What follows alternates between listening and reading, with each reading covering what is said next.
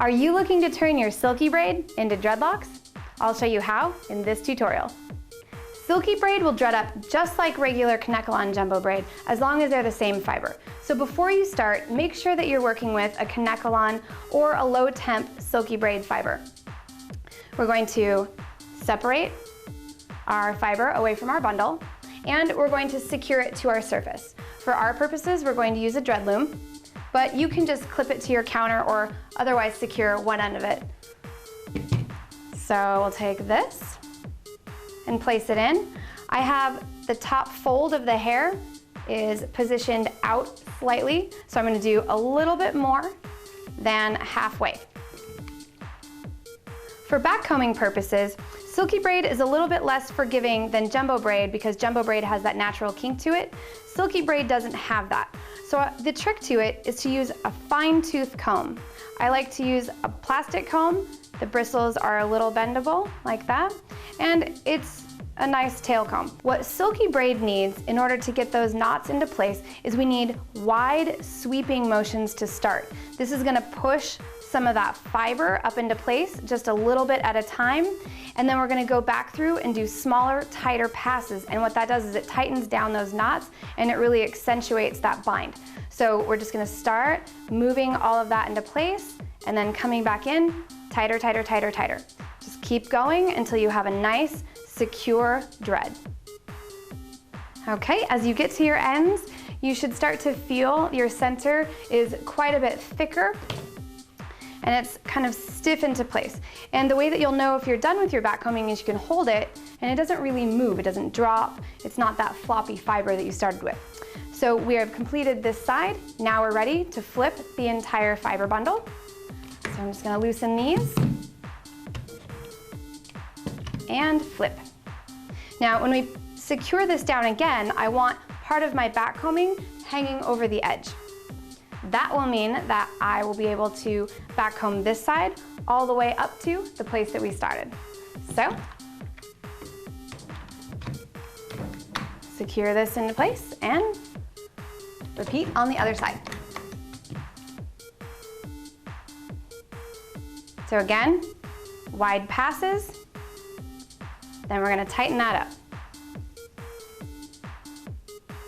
By pulling the fiber apart, we can kind of move some of those knots forward and get rid of some of the larger loops. You don't want to do that too much, but if you see things like this that you want to get rid of, we can pull it apart and just smooth it down some. You can see now that the comb does not travel very far once it's put into the dread. That's how you know that your backcombing is done. Give it that last little stiffness test, and now we're ready to seal. To seal our silky dread, we've chosen to do an iron sealing method, but you can choose any method in our synthetic dreadlock sealing section. So to start this, we have a pot of water, we have a couple of hand towels that are soaking in that water, we have our iron, which is on a fairly high setting, and something to secure our dreadlock to our counter space. So the way that we're going to start is I'm going to put the dread in the loom and I'm going to leave the bend exposed on this side of the dread. Then I'm going to secure it down.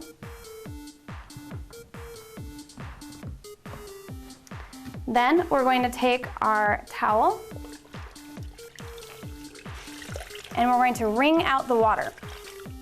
Not all the way, we want it wet but not dripping. I'm gonna take our towel, we're gonna lay it across our workstation. Then we're going to start twisting our dread.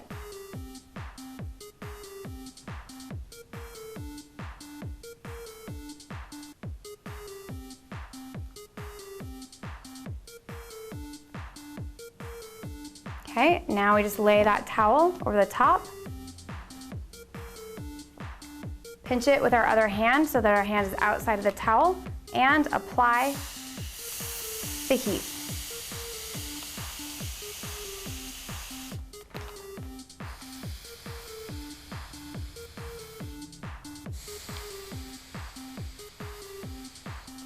the steam is actually forcing itself into the center of that dread.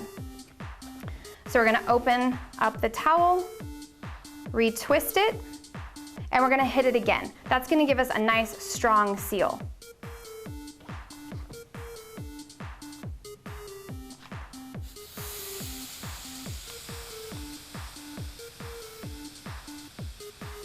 Okay, opening that back up.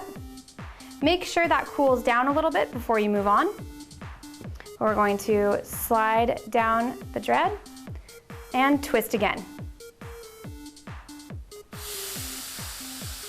You're going to use a different part of the towel each time. If you use the same part of the towel, see how the steam is different? It doesn't have that same nice, sharp, crisp hiss to it.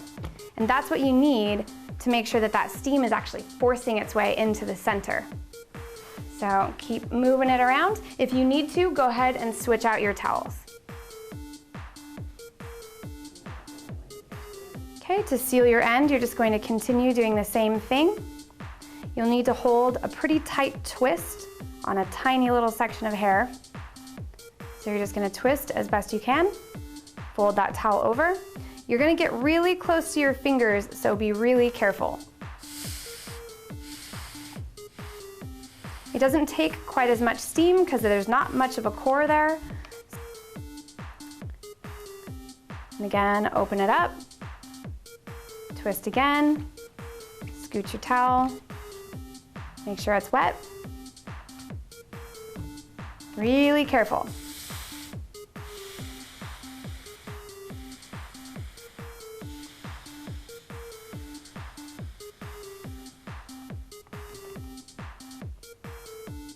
Okay, and then you can just clip away these tiny little hairs at the end.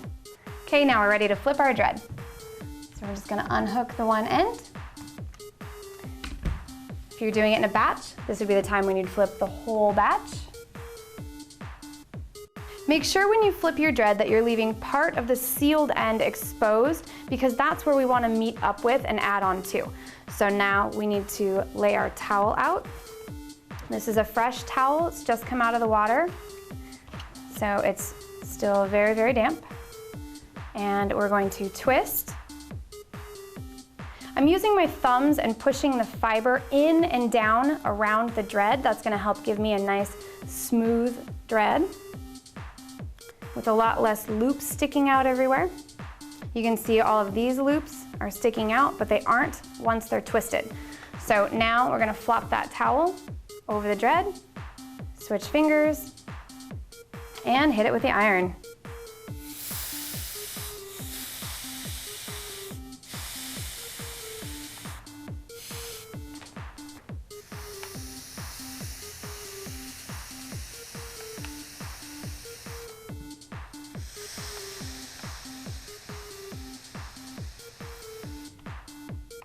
So we're gonna open our towel back up, and same as the first side, we're just going to twist that again, make sure it's really tight.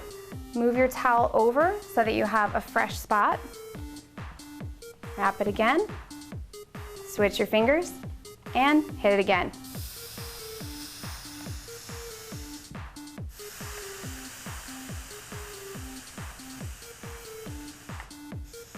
You can hear that steam start to die down. Once it kind of hits that lull part, it's not really doing its job anymore, so you can go ahead and come off of it. Open it up. Make sure that it's cool before you keep moving. Continue this process until you reach your other end.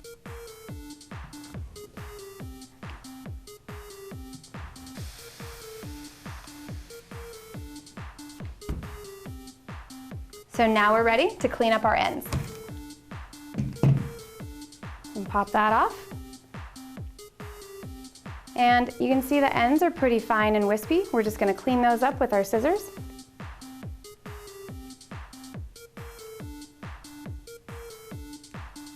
And this completes our finished dread out of Silky Braid. Thanks for watching. And if you liked this video, make sure that you subscribe to our channel so that you never miss a beat.